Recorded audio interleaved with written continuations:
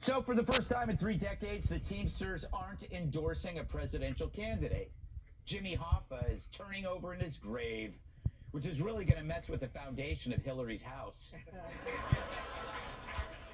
True, with the exception of 1996, the Teamsters have endorsed the Democrat in every election since 92. Bill Clinton, Gore, John Kerry, Obama, Hillary, Joe Biden. Even without Hillary, that's a real murderer's row. The last Republican the Teamsters endorsed was the first George Bush. That's just how much Michael Dukakis sucked. How ironic, they were in the tank for every Dem except the Dem in the tank. Silence. But ever since then, the Union has been in the Democratic Party's pocket since Hillary stopped having sex. That's like decades. Yeah. But like a high school yearbook photo of Leah Thomas, things have changed. Now they're staying away from the Democratic Party like it's a bathroom just used by Andrea Mitchell. Kamala losing the Union endorsement is like P. Diddy running out of baby oil. There's a whole lot of friction ahead. This week, the Teamsters released the results of 3 internal polls asking who should the Teamsters endorse for president. In July, Joe Biden clearly won at 44% with Trump at 36%. But a straw poll's as good as it gets for Biden, because everything Joe gets these days is through a straw.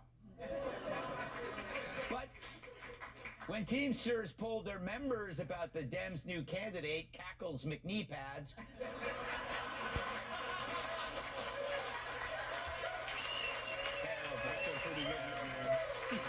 That's a really good nickname. Trump came out way ahead at almost 60%.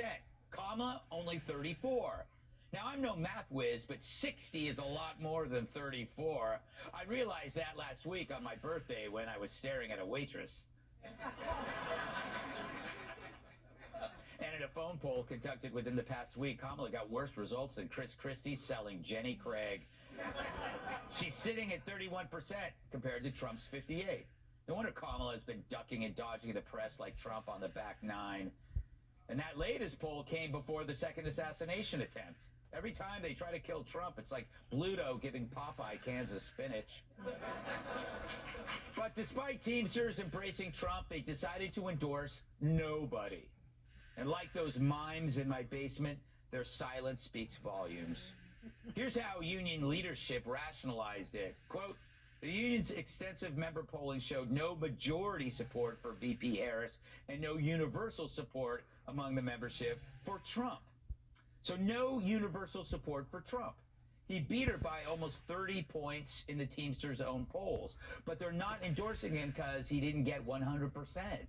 Sorry, the only thing that will ever be 100% is my commitment to helping orphans learn to read. Wow, I expected applause there, but that's okay. I'm joking. The orphans. The orphans. So why the silence? Well, what are the Teamsters? Men, blue-collar working men, mainly the men who fix my plumbing, deliver my packages, and install a mirror over my bed. This intra-union dispute reflects what a lot of men are going through. A husband or boyfriend may like Trump, but to keep the peace, he keeps his mouth shut. But you can see in his eyes twitching out this message. My ballot for Trump is under the flower pot. So no endorsement is an endorsement coming from men. Men of all stripes favor Trump, including the ones who think he's a jerk. They'd rather have a brutal badass than a nonsensical nincompoop. True, Taylor Swift. Didn't see that coming. True, Taylor Swift endorsed Kamala, which would mean something if we lower the voting age to 12. But the Teamsters, that matters, because unlike their Democrat leaders, Teamsters have jobs where consequences can be life or death. Make a dumb choice on a construction site? Good luck yelling white fragility when you're falling 90 feet off a girder. And a lot of Teamsters are truckers. They know that when you raise their fuel costs or force them to switch to EVs, the price of everything goes up.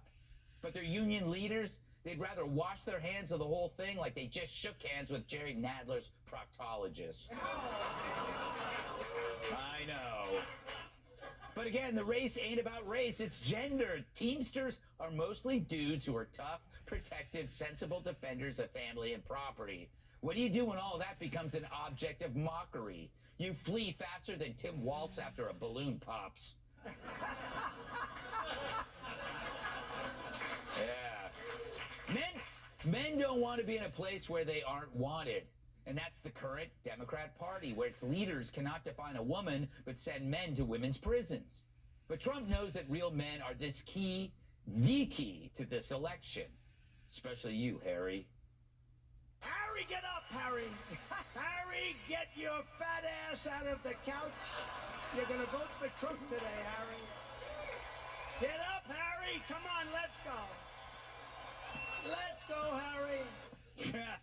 Let's see if Harry was listening.